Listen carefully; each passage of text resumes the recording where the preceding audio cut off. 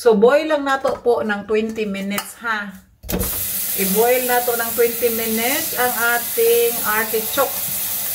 So, sa walang mga kaalam ani guys, nindot ni siya, lami ni siya.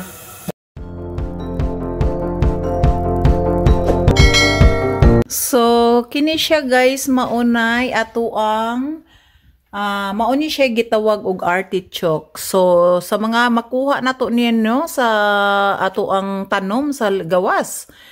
Anya guys, kanang kani siya dili ni kinahanglan siya nga alagaan. So pag tanom nimo, once na magtanom ka, every year na siya na mo tubo.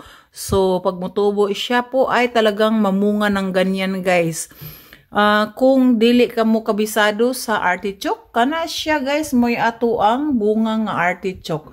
Pakita na ko ninyo ang dahon sa artichoke para makita ninyo, malaman ninyo kung unsa ang bunga sa kalami aning artichoke. Kuha na siya guys, kanang ato ra ni siyang i-boil, simple lang boil tubig no. So siguro mga i-boil nato ng mga 20 minutes. So, pakpakon na to siya ana-ana.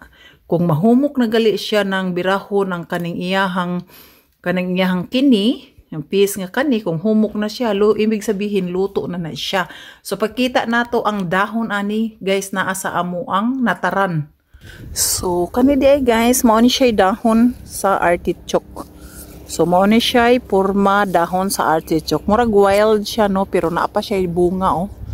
Napa siya usa ka buok bunga na habilin diha tungod kay murag gamay pa siya. Kasagaran sa kada punuan mamunga lang siya og tagduha, tagtulo ana.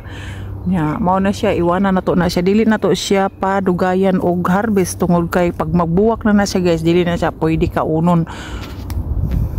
So ang bunga ng artichoke guys, very rare siya kasi dapat talaga ito ay talagang flower ito siya guys, kanang flower na purple siya pag magbulak ni siya guys, purple. Pero kung dili ni siya imo ipupuon ni siya, so bunga siya, makaon siya kung dili pa siya magbulak, di ba? Kuan pod siya, unique pod siya tungod kay imo siyang kanang pupuon pag dili pa mugawas ang iyahang buwak. So kani manggo guys, kani siya, kaning sa tunga ni ani, mugawas ning purple buwak niya kung dili nimo siya pupuon una. So katulad ni ani, murag paingon na siya nag purple buwak. So imo na siyang pupuon kay aron imong magamit sa imuhang kaunon. Diba? Kay once na mugawas na ng iyahang buwak ana guys, dili na siya pwede kaunon. So thank you guys for watching atong vlog for today's video, artichoke. And don't forget to subscribe, like, and subscribe sa ating mga video po. Thank you guys for watching. Goodbye!